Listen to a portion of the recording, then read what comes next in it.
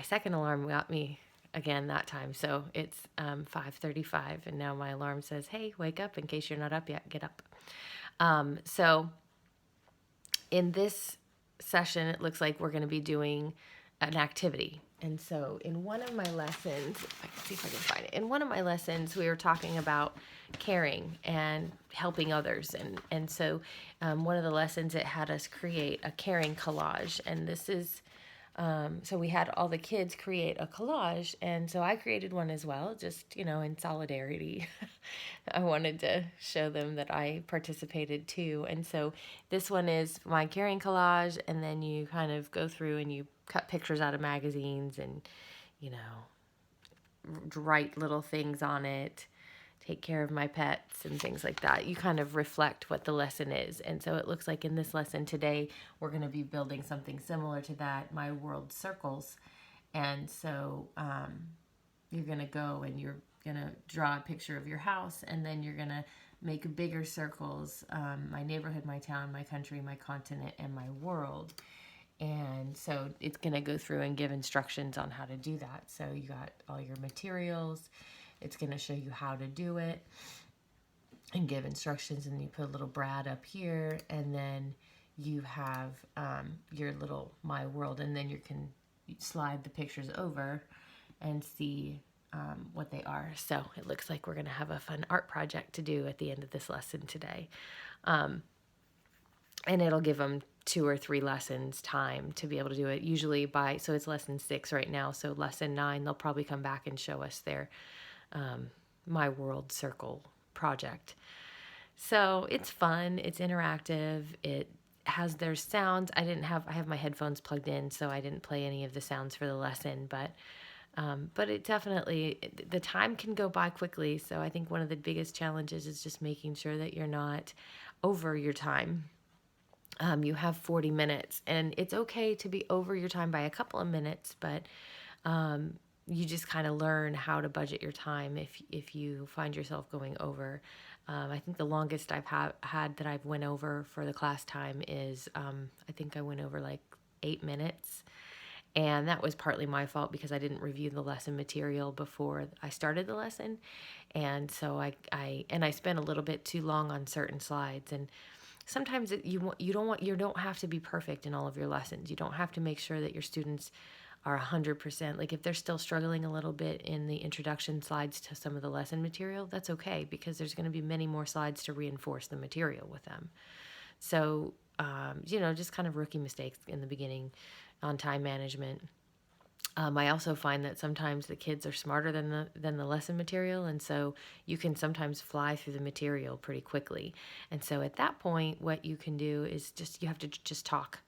And if they're a little bit lower level students, that can be challenging. But so the magazine that I used to create my caring collage, I just got this at the grocery store, a magazine, and I looked through it, and I just kind of flipped through it to see what kind of things I might find that could be applicable to what I was looking to do. And then so for the lessons where I need a little bit extra time to talk, then I'll use the magazine and just flip through it and try and find pictures of things that are applicable to that lesson. Like, for example, yesterday I had a lesson where I just ran out of stuff of material, and so we started talking about what we were talking about is nature and trees and rocks and rivers and birds and things like that were the lesson sort of vocabulary. And so I opened up the magazine and I just found pictures, and I found pictures of things like this beautiful colored bird and the ocean, and this I used, and I said, what is this? And they said, it's grass. Grass was one of the words, so I think you can see the grass on there. And then I used this picture of trees in a city, and I used this picture of a woman and her children, and then there's trees back here, and then this is a big rock, and rock was one of our vocabulary words. And then, so I'll just flip through, and I'll find pictures that I can show the kids and have them talk about it. Just have them use their words and try and practice English a little bit to give them some reinforcement, which is nice. So that's kind of a way to extend the classes. And then I have, so they encourage you to use props. outside the class. And so depending on the class level, some are easier than others, but this is kind of my prop bag. I have everything in this bag right here. And so I went to a teacher store and I found a poster, and it originally came like something like this, a really big poster. And I picked it up and it had all of the like numbers 1 through 10 and the letters A through Z. And then it also had colors. And so what I did was, instead of having the big giant poster, I cut it up into little pieces. And so I have, would be the back of it, but I just I think I had it laminated at the teacher store, and then I cut out the numbers. So there's number 1, number 2, number 1, and it goes through 10 there on these numbers. But then I also have these little props that I got at Michael's. I have a star, and this I'll use for my little kids, and I'll kind of put it up at the screen like this, and I'll go, be good job, yay, way to go, woo. And they love that kind of stuff. It's just really fun for them.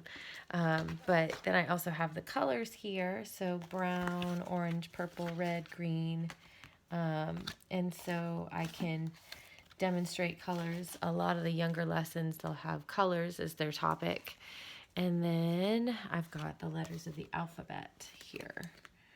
And so you can see there's A and B, and it goes all the way through the whole alphabet.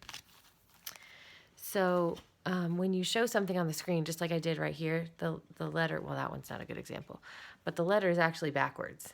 That's not a big deal. The kids don't care. They kind of understand when they're looking at it, it's in the reverse, and on their screen it's going to be correct. And so, when you're going through the lesson, you can use these little props. And then I have a prop bag here that I use that I found now. I went to Michael's and I found these faces, and I got some markers and I just colored them because they come blank. Let's see. I'll have a blank sheep. So I got these for when I was teaching before at a different company, and they're really handy for the little kids, for 3 or 4-year-old kids that need help with attention.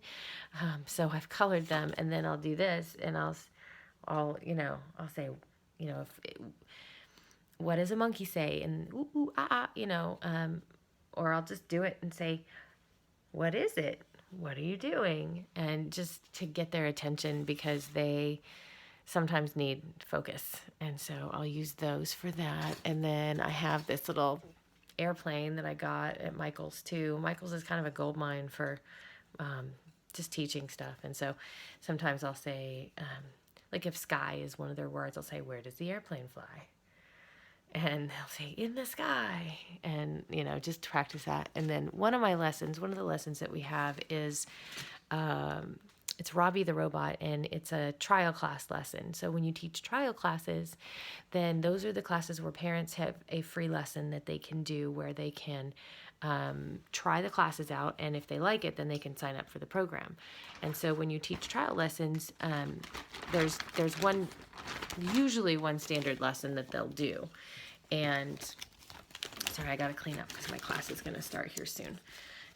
But the trial lesson there's one of them that's Robbie the Robot, and he is broken, and you have to help put him back together. And the lesson materials that you're learning body parts, and so you're learning head, arms, hands, legs, and feet. And so I'll use this monkey just as a prop. And the cool thing is that they use a monkey a lot in their lessons for little guides or whatever. So I'll say head, and I'll point to it. I'll say, what is it? And they'll say head. I'll point to my head. What is it? Head. And then for legs, because I'm not going to stand up and show my legs and feet to the camera, so I'll demonstrate that on here. And I'll say, what is it? Leg. What is it? Leg. And then feet. What is it? Feet. And so that is a good way to use the prop to be able to include in the lesson to get the kids to participate and answer questions. And, just little fun things as props in the lesson.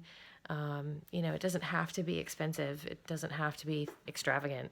There are people that spend a lot of money on this stuff, but I don't have that kind of time or or resources. So I just have picked some things up at Michael's and used some coupons, and it works for me. So I have, it is about 4:45 now, and I have 5 minutes until my class starts. So I need to, I'm going to attempt to tape my phone to the wall during my lesson to record the camera. I don't know how well it's going to come out because of the light.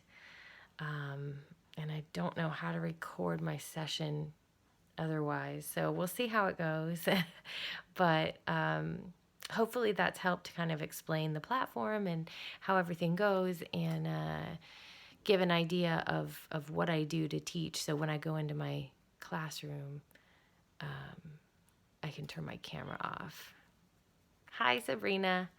I can go into my camera and turn that off and turn off the sound so that my students, if they're already in the classroom like Sabrina was, then you can see. So this is my classroom setting. When I actually go in there, this is me, and I'm turned off because I didn't want the kids to see me recording myself. That's weird. And then, so you can see the students at the bottom. This is Sabrina, and these are my 2 students that aren't here yet. And then this is Mandy, my student here. And that's the content, and you click through here on the buttons, and you go in there, and then you teach the class. And the students will show up. They'll trickle in over the next 4 minutes here, and they'll get ready for class. And you get to know your students. And I had thought about not doing the 4:50 a.m. class during daylight savings time, but then this is one of my favorite classes that I teach. These kids are fun. They're here with me 2 days a week, and I see them every week, and I really enjoy them, and you get to know their personalities really well. And so I was like, well, I'm just going to take the sacrifice, and I'm just going to wake up at 4:30 in the morning and teach. So anyways, that's kind of the long and short of what I do for teaching. It's really fun. It's really lucrative. For an extra $1,000 a month or so, $12,000 a year, give or take, that I make. That it's just a couple hours of work. It doesn't cost a lot of money to do, and I really enjoy it. So I hope that's helped, and I'll see what I can do to record my lesson. I don't know how successful I'll be, but I'll see what I can do. So if you have any questions, you'll have my number. You can text me, call me, whatever, and I'm happy to help in any way I can. Thank you. Bye.